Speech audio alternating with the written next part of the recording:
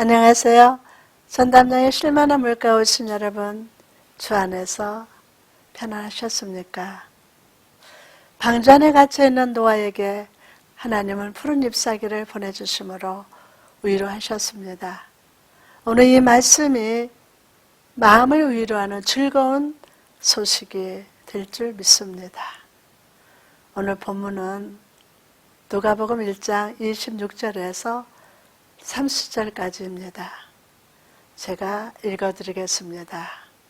여섯째 달에 천사 가브리엘이 하나님의 보내심을 받아 갈릴리 나설이라는 동네에 가서 다윗의 자손 요셉이라 하는 사랑과 약혼한 처녀에게 이르니 그 처녀의 이름은 마리아라. 그에게 들어가 이르되 은혜를 받은 자여 편안할지어다. 주께서 나와 함께 하시는도다 하니 처녀가 그 말을 듣고 놀라 이런 인사가 어찌민가 생각하매 천사가 이르되 마리아여 무서워하지 말라. 내가 하나님께 은혜를 입었느니라. 말씀의 제목은 좋은 소식으로 찾아오시는 하나님입니다. 오늘 우리가 읽은 본문은 아기 예수를 잉태하게 될 것이라는 기쁜 소식을 전하는 가브리엘의 음성입니다. 가난하고 불안한 현실을 살아가던 마리아에게 이 소식은 마음을 위로하는 기쁜 소식이었습니다. 이처럼 하나님께서는 코로나19로 불안한 현실을 살아가는 우리에게 기쁜 소식을 보내주기를 원하십니다. 그럼 불안한 현실 속에 하늘에서 우리에게 전해주는 기쁜 소식은 무엇입니까? 첫 번째 소식은 너는 은혜를 입은 자이다 입니다. 본문 28절 말씀 보니까 그에게 들어가 이르되 은혜를 받은 자여 편안할지어다. 주께서 너와 함께 하시도다 하니 가브리엘은 마리아에게 너는 은혜를 받은 자다 라고 말합니다. 마리아가 하나님의 은혜를 받은 자격이 있어서 은혜를 받는 것이 아닙니다. 마리아는 젊고 가난한 여성이었습니다.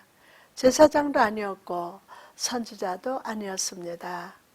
한 가정에서 가사를 도우면서 결혼을 준비하는 젊은 여성이었습니다.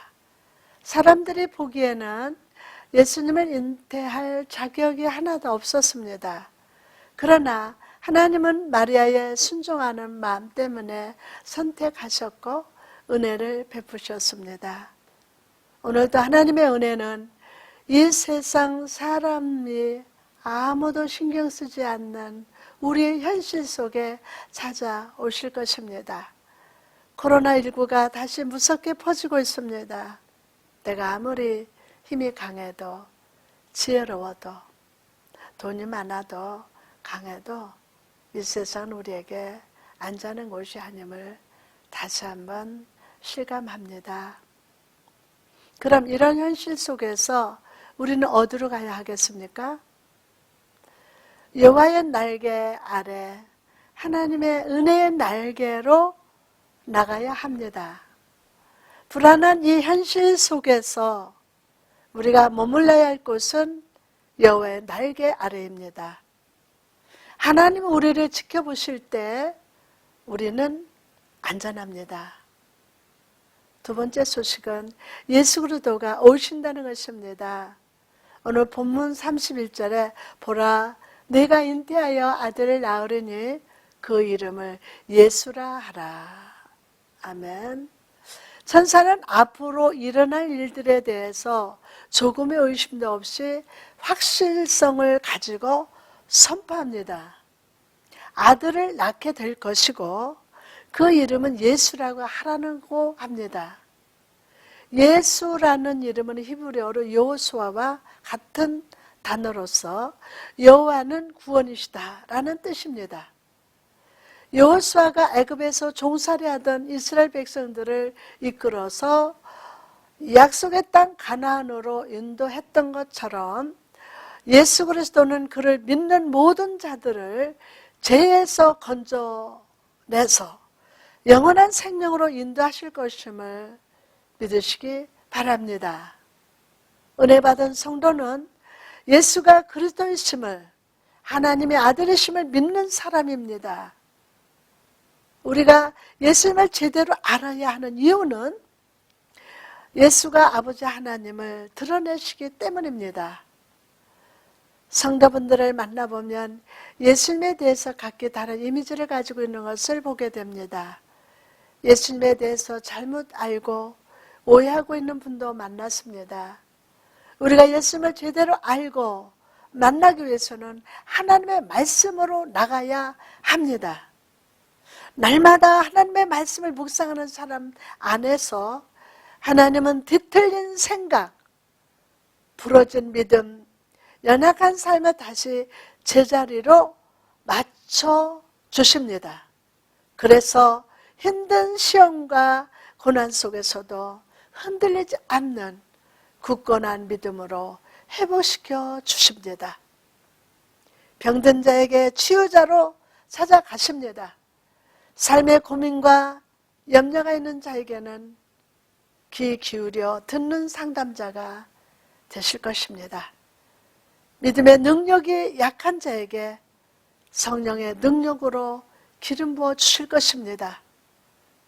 모든 이들이 내게 등을 돌릴 때 나의 좋은 친구가 되어 주실 것입니다. 어디가 사는 길인지 알지 못할 때 의의 길로 인도하시는 지팡이와 막대기가 되어 주실 줄 믿습니다. 세 번째 소식은 하나님은 하실 수 있다 입니다. 본문 34절에서 35절에 마리아가 천사에게 말하되 나는 남자를 알지 못하니 어찌 이 일이 있으리까? 천사가 대답하여 이르되 성령이 내게 임하시고 지극히 높으신 이의 능력이 너를 덮으시리니 이러므로 나실 바 거룩한 이는 하나님의 아들이라 일컬어지리라. 아멘. 마리아는 천사에게 나는 남자와 성적인 관계를 맺은 적이 없는데 어떻게 이런 일이 있겠습니까? 라고 묻습니다. 그러자 천사는 하나님의 능력이 너를 덮으실 것이라 라고 합니다. 태초에 흑암이 가득할 때 말씀으로 천지를 창조하신 그 능력, 에스겔을 명하사 골짜기의 마른 뼈를 살리신 그 창조의 능력이 마리아의 자궁 속에 임하셔서 생명이 생겨나게 하시고 예수 그리스도를 처녀의 몸에서 태어나게 하신다는 것입니다. 여러분, 우리의 어떤 불가능이나 연약함에도 불구하고 생생하게 선포된 하나님의 말씀은 능하지 못함이 없으심을 믿으시기 바랍니다. 그럼 우리가 이 하나님의 말씀의 역사를 현실 속에서 경험하며 살기 위해서는 어떻게 해야 할까요? 여러분, 요셉을 보십시오. 요셉의 삶은 고난과 슬픔의 날이었지만 그는 형통한 자라고 불렀습니다. 그 이유가 무엇입니까? 여호와께서 요셉과 함께 하심으로 그가 형통한 자가 되어. 아멘. 여러분, 어떤 불가능의 상황에도 하나님의 말씀은 능하지 못하시며 없으심을 믿으십시오. 고난의 상황에 갇히지 말고 하나님과 거리를 더욱 가까이 하시기 바랍니다. 요셉의 삶을 감옥에서 건져내서 애굽의 총리요 구원자로 세우신 하나님께서 이 환난의 감옥에서 우리를 건져내사 우리를 치유하시고 형통케 하실 것임을 아멘으로 받으시기를 바랍니다.